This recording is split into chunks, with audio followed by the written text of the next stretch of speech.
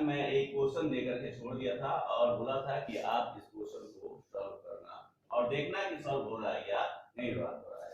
उस क्वेश्चन में मैंने दिया था कि किसी तत्व का परमाणु संख्या 17 तथा द्रव्यमान संख्या 35 है, तो तीनों मौलिक कण अर्थात इलेक्ट्रॉन, प्रोटॉन तथा न्यूट्रॉन की संख्या ज्ञात करो। मुझे उम्मीद है कि आप निकाल लिए होंगे। देखो कैसे निकलेगा। मैंने आपको बताया था कि Z P E। अब Z तुमको मालूम है कि 17 है, इसलिए P क्या हो जाएगा 17 और E भी 17। तो P और E का वैल्यू निकल गया।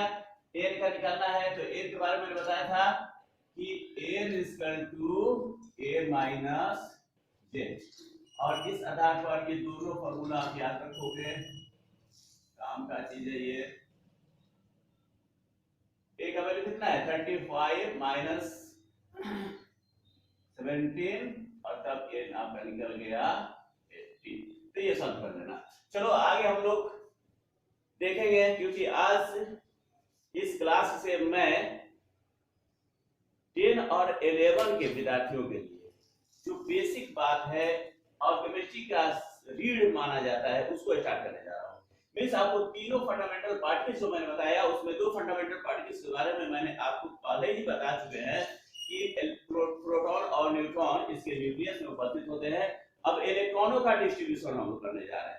हम देखेंगे कि किस तरह से इलेक्ट्रॉन अपनी कक्षा में कितनी संख्या में, किस कक्षा में कितनी संख्या में इलेक्ट्रॉन रह सकते हैं या मूव कर सकते हैं। तो चलिए अब बिना टाइम वेस्ट किए उस पर विचार करते हैं।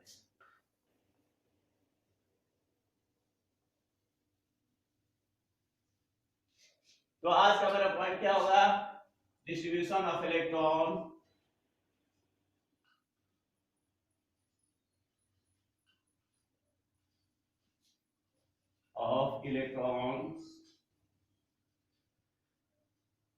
in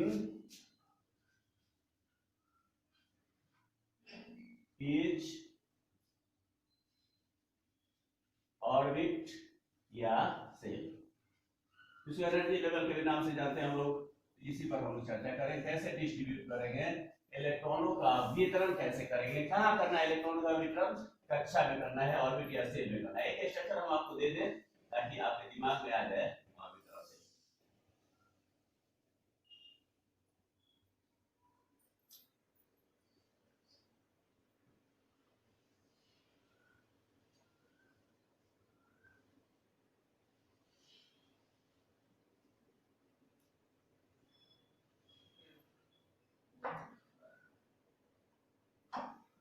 ये हो गया एटम,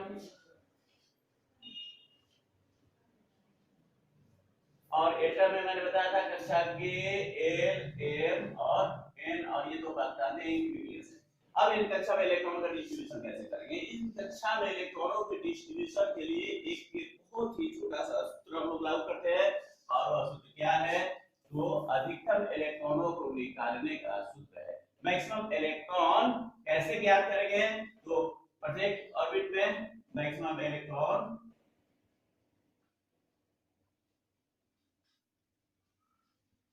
निकालने के लिए सूत्र हम आपको देंगे 2n²। बिल्कुल शॉर्ट में मैं आपको समझाऊंगा, समय ज्यादा आपका बर्बाद नहीं करना चाहता। मैक्सिमम इलेक्ट्रॉन्स कैसे निकालेंगे, 2n² के द्वारा, जहां n क्या होगा, ऑर्बिट या सेल नंबर,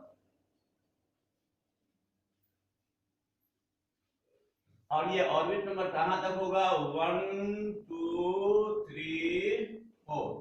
मैंने आपको बताया था कि परमाणु में कक्षा की संख्या 1 से लेकर 7 तक हो सकते हैं, लेकिन यहाँ 7 तक में इलेक्ट्रॉनों का डिस्ट्रीब्यूशन 2n² के द्वारा नहीं करते हैं। कितने तक का करते हैं, 4 तक।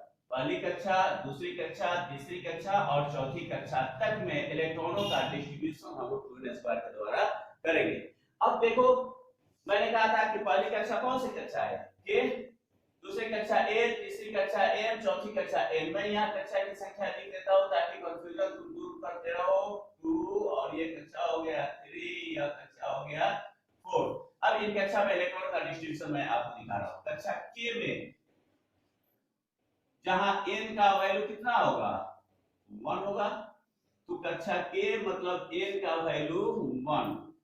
अब यहाँ पर 2n स्क्वायर सूत्र लागू करेंगे, 2 into 1 का स्क्वायर कितना हो जाएगा, एक में का गुना करोगे तो एक ही होगा ना, तो 2 गुने 1 इक्वल टू 2। दूसरी कक्षा देखते हैं n, जहां n का वैल्यू अब समझ सकते हो कि 2 है, यहाँ हमने लिखा है ना 2, तो ये 2 है। अब इसको हम देखते हैं कि इसमें अधिकतम इलेक्ट्रॉन कितने होंगे, तो 2 into 2 का स्क्वायर इक्वल टू 2 into 2 दूनी का 4 गुना 8। अधिकतम electron, maximum electron, numbers of maximum electron मैंने आपको बताया यहाँ पर कि अधिकतम इलेक्ट्रॉन की संख्या कितनी होगी। इसके बाद हम देखते हैं m में इलेक्ट्रॉन, तीसरी कक्षा है m, यहाँ लिखा है m इक्वल टू 3, तो देखो यहाँ n का वैल्यू कितना है 3 है। अब यहाँ पर हम लोग देखेंगे 2 into 3 का square equal to 2 into 9 equal to 18। तीसरी कक्षा में मैक्सिमम 18 इलेक्ट्रॉन आ सकते हैं। चौथी कक्षा तक हमने कहा कि निकालना है ट्वेल्व स्क्वायर के द्वारा अधिकतम इलेक्ट्रॉनों की संख्या चौथी कक्षा तक निकालना है। पांचवी छठी सातवीं में इससे नहीं निकालेंगे, ये चौथी कक्षा तक निकलेगा और जिस क्रम में बढ़ रहा है उसी क्रम में फिर पांचवी छठी सातवीं कक्षा में घटता जाएगा। जो डिटेल्स इलेक्ट्रॉन कॉन्फिगरेशन, जब distribution of electron in each orbit and सब सेल या सेल और सब सेल में जब मैं आप डिस्ट्रीब्यूशन करूंगा इलेक्ट्रॉन का, तो वहां पर आपको स्पष्ट कर दूंगा कि किस तरह से इलेक्ट्रॉनों की संख्या चौथी कक्षा तक बढ़ने के बाद पांचवी छठी सातवीं में किस तरह से घटता है। तो बच्चों यहाँ पर देखो ये n इक्वल टू 4 है, तो हम यहाँ देखें n इक्वल टू 4 और अब इसमें देखते हैं 2 into n का वैल्यू 4 यहाँ लिखा हुआ है, तो 4 का स्क्वायर 2 गुने 4 चौका 16 गुना 32 32 इलेक्ट्रॉन। इस तरह से आपको मिल गया कि किस कक्षा में कितने इलेक्ट्रॉन होंगे। पहली बात तो इलेक्ट्रॉन का डिस्ट्रीब्यूशन कर लिया हम लोगों ने। अब इन इलेक्ट्रॉनों का पता तुम कैसे करोगे, मैं तुमको परमाणु संख्या बताया था और बताया था कि प्रत्येक तत्व की एक परमाणु संख्या होती है। ये देखने के बाद मैं उसको तुमको बता रहा हूँ, कुछ एलिमेंट्स का एटॉमिक नंबर उसका दूंगा और एटॉमिक मास भी दूंगा, लेकिन इसका डिस्ट्रीब्यूशन पहले समझ लो। तो ये बातें हो गई। अब कुछ रूल इसके साथ लागू होते हैं।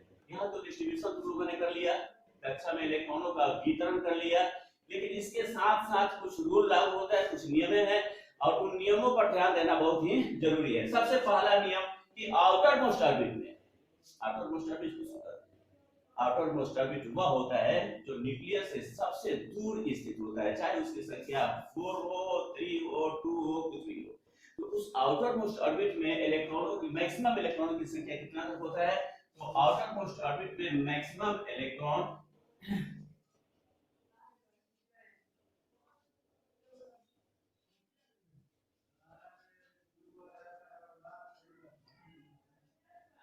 1 to 8 होते हैं, 1 से लेकर 8 तक इलेक्ट्रॉन होते हैं।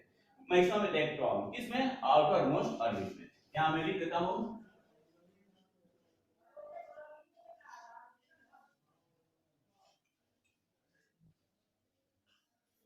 आउटर मोस्ट ऑर्बिट में। अगला पॉइंट मैं शॉर्ट में लिख रहा हूं, बोल रहा हूं, आवाज को सुनिए, ध्यान से सुनिए, बार बार यूट्यूब पर मेरा वीडियो चलाइए और देखिए मैं क्या बोल रहा हूं। यहाँ पर मैं शॉर्ट में आपको लिख रहा हूँ क्योंकि बहुत कुछ बोर्ड पर लिखने से आप पढ़ नहीं पाते हो, ये आपको समय भी लगती है, तो सुनोगे और यहाँ पर देखोगे एग्जांपल्स वगैरह तो तुम्हारे समझ में आ जाएगी। पहली बात कि maximum electrons in outer most orbit 1 to 8। Next point है किसके, तीसरी सेल में, तीसरी कक्षा में 18 इलेक्ट्रॉन दिया गया है। अब मैक्सिमम इलेक्ट्रॉन की संख्या 8 तक ही होता है। अगर किसी परमाणु में 3 सेल हो तो क्या तीसरी कक्षा में हम 18 इलेक्ट्रॉन रख सकते हैं कि नहीं रख सकते, नहीं रख सकते हैं। तीसरी कक्षा में 18 इलेक्ट्रॉन तब होगा जब चौथी कक्षा में भी कुछ इलेक्ट्रॉन हो। तो तीसरी कक्षा में कितना इलेक्ट्रॉन होगा, तीसरी कक्षा में 18 इलेक्ट्रॉन तब होगा जबकि चौथी कक्षा में भी कुछ ना कुछ इलेक्ट्रॉन मिल जाए। इसे लिखने की कोई जरूरत नहीं है, आप सुन लो ध्यान से कि तीसरी कक्षा में 18 इलेक्ट्रॉन तब होंगे जब चौथी माने इस कक्षा में भी कुछ न कुछ इलेक्ट्रॉन मिल जाए। डिस्ट्रीब्यूशन करके एग्जांपल हम आपको दिखाएंगे।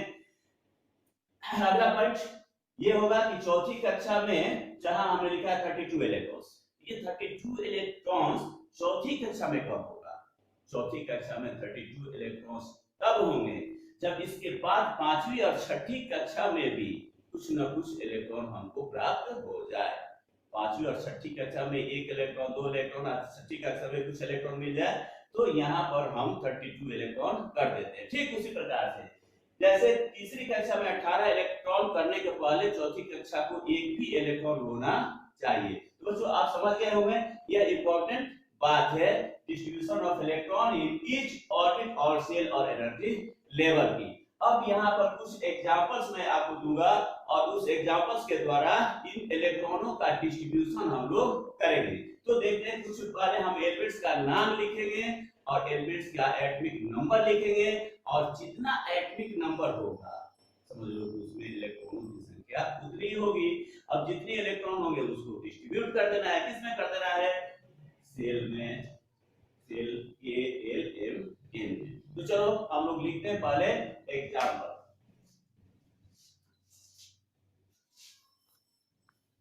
तो हम स्टार्ट करते हैं एग्जांपल। सबसे पहला एलिमेंट, हम यहाँ एलिमेंट्स लिखेंगे।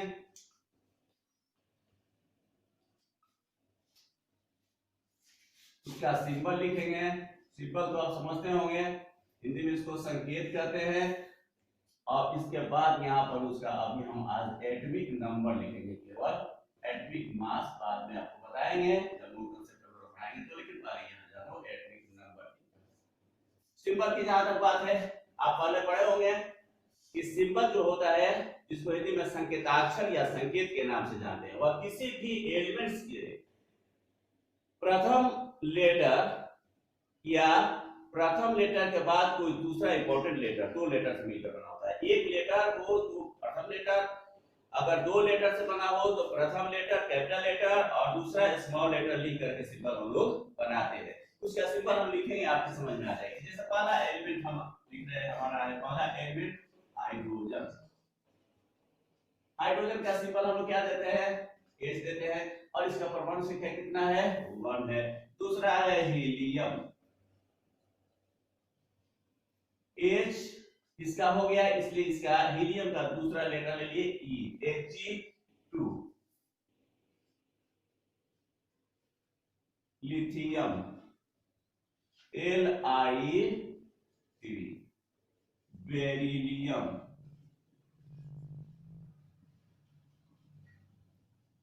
Be4। Boron, B5। Carbon, C6। Nitrogen, N7।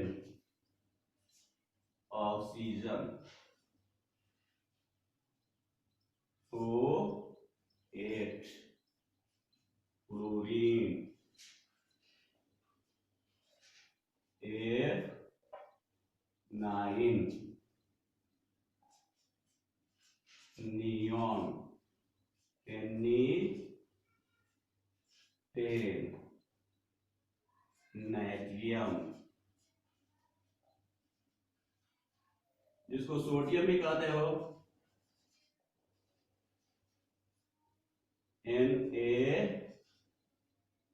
Na11। इस तरह से आपने देखा कुछ एलिमेंट्स का नाम मैंने लिखा, उसका सिंबल लिखा और उसकी परमाणु संख्या एटॉमिक नंबर लिख दिया। अब आपको इलेक्ट्रॉन्स का पता करना है कि भाई इसमें कितने इलेक्ट्रॉन्स होंगे। तो बाबू इसमें सीधे सीधे ये एटॉमिक नंबर याद रखो और जिसका जितना एटॉमिक नंबर है उसमें उतने ही इलेक्ट्रॉन होंगे। अब उन इलेक्ट्रॉन का डिस्ट्रीब्यूशन हम लोग कैसे करेंगे? देखो यहाँ डिस्ट्रीब्यूशन बताते हैं। तो इस तरह से डिस्ट्रीब्यूशन देखो हम लोग करते हैं डिस्ट्रीब्यूशन।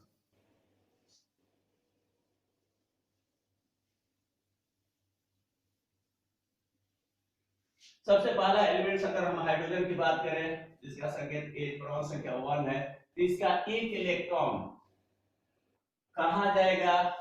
मैं आपको बता दूं कि सबसे पहले इलेक्ट्रॉन न्यूनतम ऊर्जा स्तर में प्रवेश करता है। ऊर्जा स्तर मैंने आपको बताया था, और वह न्यूनतम ऊर्जा स्तर कौन सा है, तो पहली कक्षा है। मीन्स प्रथम कक्षा, फर्स्ट ऑर्बिट या सेल में जो इलेक्ट्रॉन्स होते हैं उनकी एनर्जी का मान जो होता है, वैल्यू जो होता है, वह सबसे कम होता है। उसके बाद वाले का उससे अधिक, उसके बाद वाले का उससे अधिक, उसके बाद वाले का उससे अधिक। तो इलेक्ट्रॉन सबसे पहले न्यूनतम ऊर्जा स्तर अर्थात प्रथम कक्षा में प्रवेश करता है।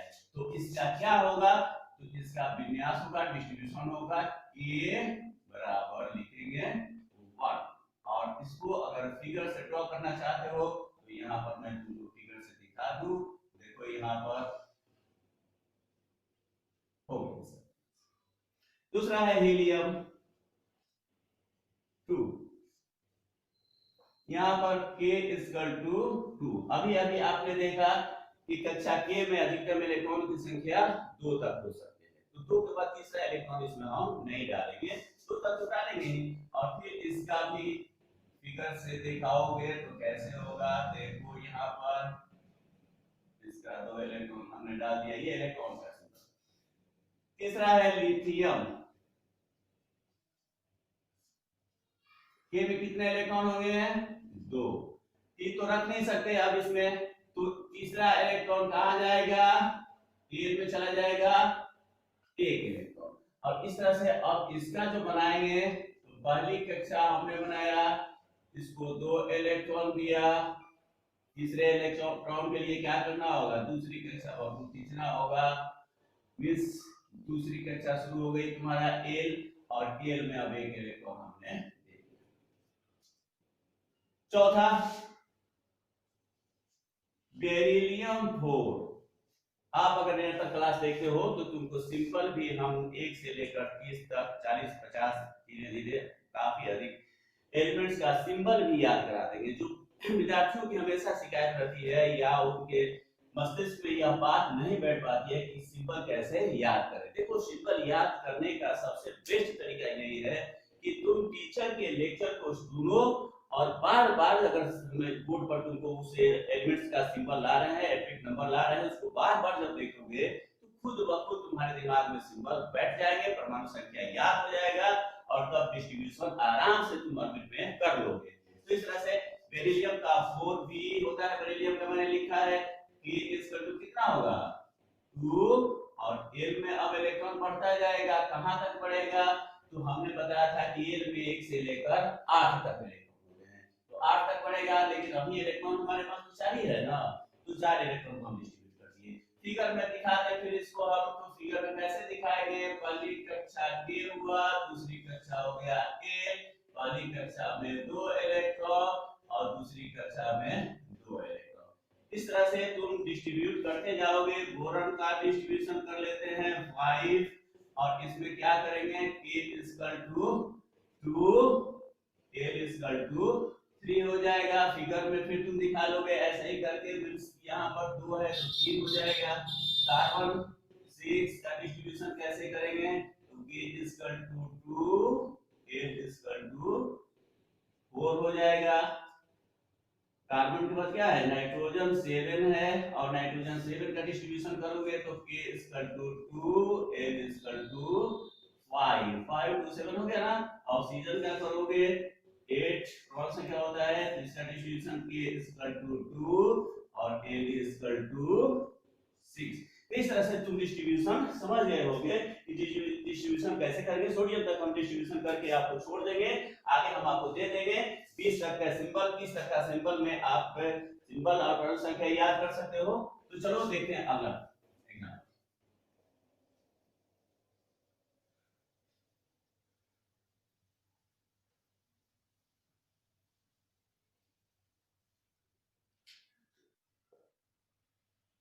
अगला एग्जाम्पल हमारा फ्लोरीन F9।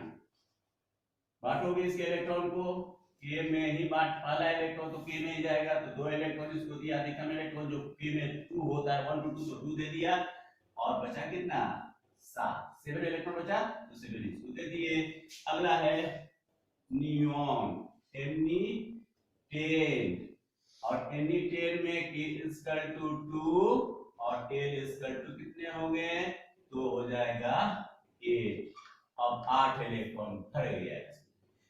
अगर सोडियम का लिखेंगे, सोडियम 11 का, तो क्या अब इसमें इलेक्ट्रॉन देंगे? क्यों नहीं देंगे? क्योंकि एल में 1 से लेकर 8 तक के इलेक्ट्रॉन रह सकते हैं, पहली बात। दूसरी बात, अगर इसमें 9 इलेक्ट्रॉन देते हैं तो फिर वायतम कक्षा का जो रूल कहता है कि वायतम कक्षा में 8 से अधिक इलेक्ट्रॉन नहीं रह सकते, 1 से लेकर 8 तक होते हैं, इस रूल का पालन नहीं करेगा। और तब इसका लिखेंगे विन्यास, तो क्या लिखेंगे? A into a equal to 2, a equal to 8, और अब तीसरी कक्षा यहां से स्टार्ट कर देंगे, ए इक्वल टू 1, और तब इसका स्ट्रक्चर खींचेंगे तो कैसा स्ट्रक्चर होगा इसका? देख लो स्ट्रक्चर इसका।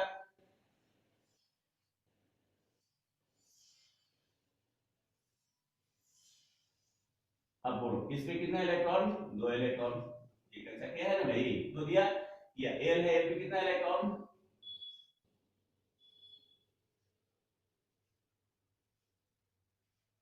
8 इलेक्ट्रॉन दे दिया।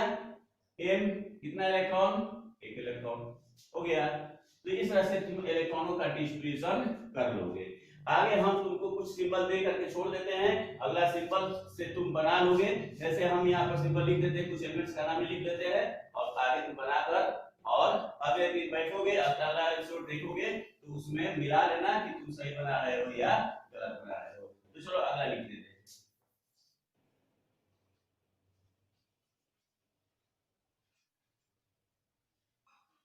मैग्नीशियम। मैग्नीशियम का क्या संकेत होता है? Mg, M बड़ा G छोटा 12। एटॉमिक नंबर कितना हुआ? 12 हुआ। अब तो समझ गए होंगे ये एटॉमिक नंबर लिखा जा रहा है। मैग्नीशियम के बाद आता है एल्यूमिनियम। ये तुम करके लाओगे अगले दिन, अगले एपिसोड में। देखो 13 सिलिकॉन, Si14,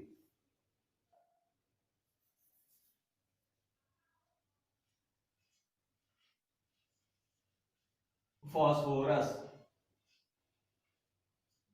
P15, सल्फर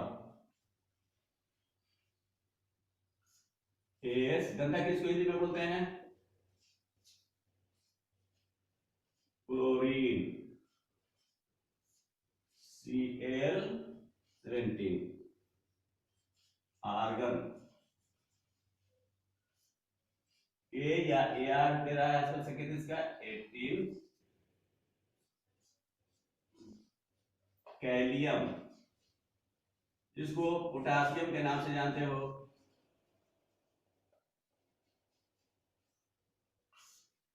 ये लिखा जाता है 19, कैल्शियम Ca20। इस तरह से 20 तक का डिस्ट्रीब्यूशन तुम करोगे, और फिर आगे हम लोग देखेंगे कि अगले क्लासेस में या अगली बातें हम लोग देखेंगे कि किस तरह से इस डिस्ट्रीब्यूशन के बाद एलिमेंट्स के बहुत ही important properties, valence electron, core electron, valency, metal non metal की पहचान, इलेक्ट्रॉन का लूज और गेन, और आयन का निर्माण वगैरह इसी पर डिपेंडेंट है। इतना ही नहीं, आगे के क्लासेस में जब तुम पीरियोडिक टेबल पढ़ोगे तो पीरियोडिक टेबल में एलिमेंट्स का पता भी इसी से चलेगा कि हमारे पीरियोडिक टेबल में, मॉडर्न पीरियड में एलिमेंट्स हमारा कहां है, किस पीरियड और किस ग्रुप में। इसके बाद केमिकल बॉन्डिंग पढ़ोगे तो उसकी जरूरत पड़ेगी, और पूरा ऑर्गेनिक केमिस्ट्री में इसकी जरूरत पड़ेगी, इनऑर्गेनिक केमिस्ट्री में इसकी जरूरत पड़ेगी। इसलिए ये जो चैप्टर चल रहा है तुम्हारा बहुत ही इंपॉर्टेंट है। तो बच्चों इसे ध्यान से देखना, और अगले बार इसको बना करके और दिखा रखना, और हम जब बनाएंगे अगले दिन उसको मिलाना। Thank you.